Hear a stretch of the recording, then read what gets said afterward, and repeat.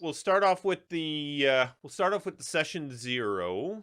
I have a couple of things that I want to run through, and then we'll give each of you guys an opportunity to talk about your characters, and then we'll get right into our session 1 for the day. So the I got 5 points here I'm going to run through. So the first thing, and a lot of this, guys, I'm running through it just as a reminder for all of us what we're here for and what our already understanding, I would think, is between the way we play. But so the first thing for everybody to remember is I'm the party's biggest fan. That's the way I DM. I want us to co-create some awesome adventure. You're not always going to like what's happening to your character in a particular moment. But you just got to remember there's a reason for everything that I do. I'm not the kind of DM that just pulls stuff out of their ass. I always have something that I'm working towards, and ultimately that's just to create the most challenging and fun D&D session we can have together, right?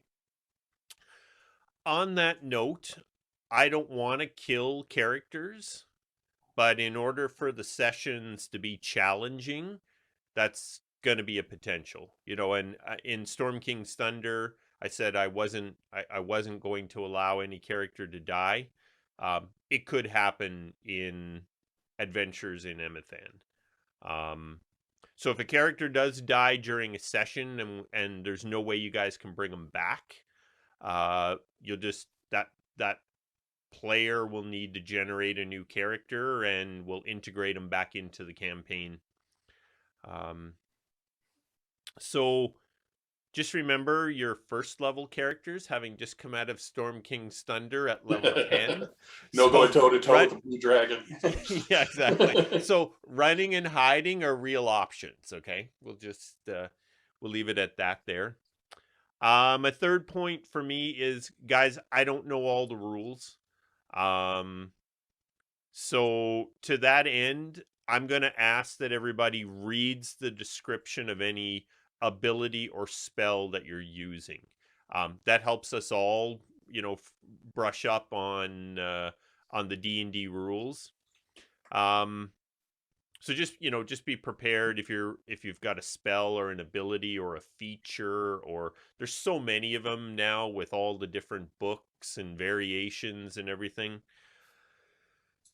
During the session, if we ever have a disagreement on the rules, you guys all know the DM's ruling stands, and then, we can revisit it after the game. But again, like I said before, just remember my rulings are always going to be around just making the most challenging and fun session that we can have, right? I'm never out to get you guys for anything. So I'll make the ruling that I think provides the best challenge and the most fun. And then if I completely botched it, we'll just sort it out after the game and make sure that we use the correct ruling going forward, right? Just a campaign note. So each of you are from a different region in Emathan. Okay.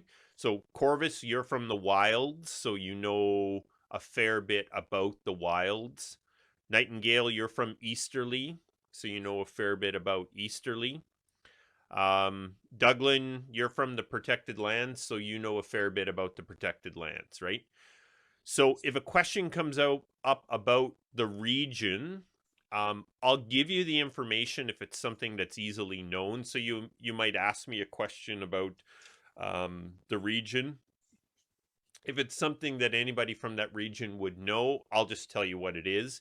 If it's something that might be not so well known, you'll roll a skill check, but you'll get advantage on it for your region.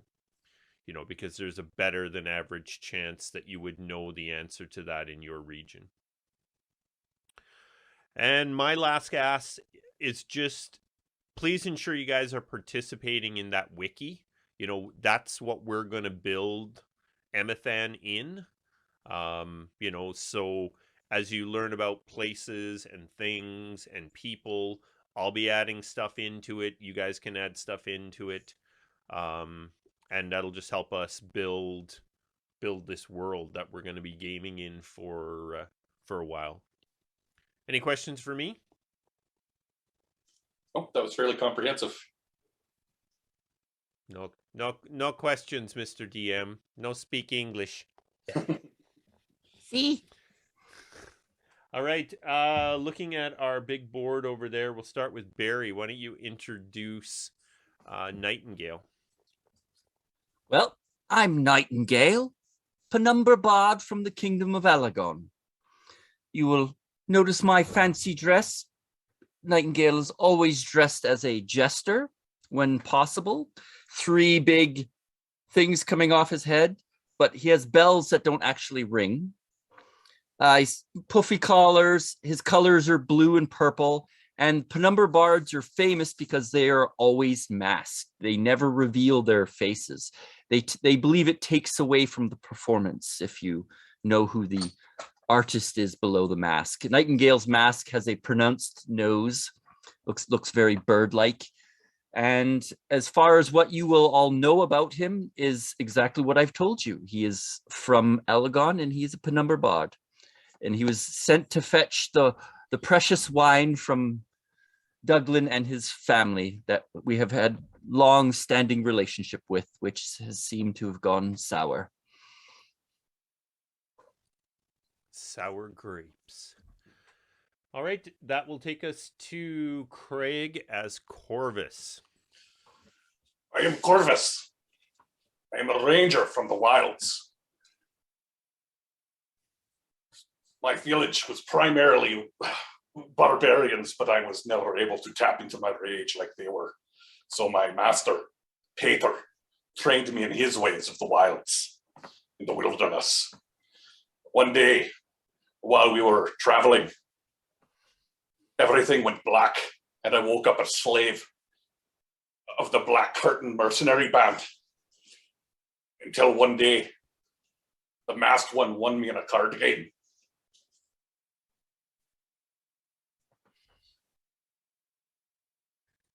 Excellent. Anything else you want to share there, Corvus? My appearance is tall, but thin or lean for a Goliath, as my path led me down a career different than most of my kind. Other than that, I have nothing to tell you. All right. And last but certainly not least, Egan as Douglan. The name's Douglan McCain. I'm a soldier, 42 years old, served in the Kingdom of Evandor's Guards for 24 years. Husband to Jackie, father to Maggie, spitting image of his na. Son Tim and Ian, and the youngest, the twins, Bella and Cara. They're my joy. I stand about 5'11", definitely a little bit of a paunch, middle-aged guy. He's got dad strength, as we've all determined. Might make a difference in the campaign upcoming. So he has been in the military for 24 years and just recently retired with honors. But he finds himself on a quest that the 2 gentlemen that he's traveling with aren't quite sure what it's about as of yet. He's got sandy red hair with gray streaks and dark gray eyes that have seen too much. But there is traces of joy there that he hopes to find again. Douglan McCain.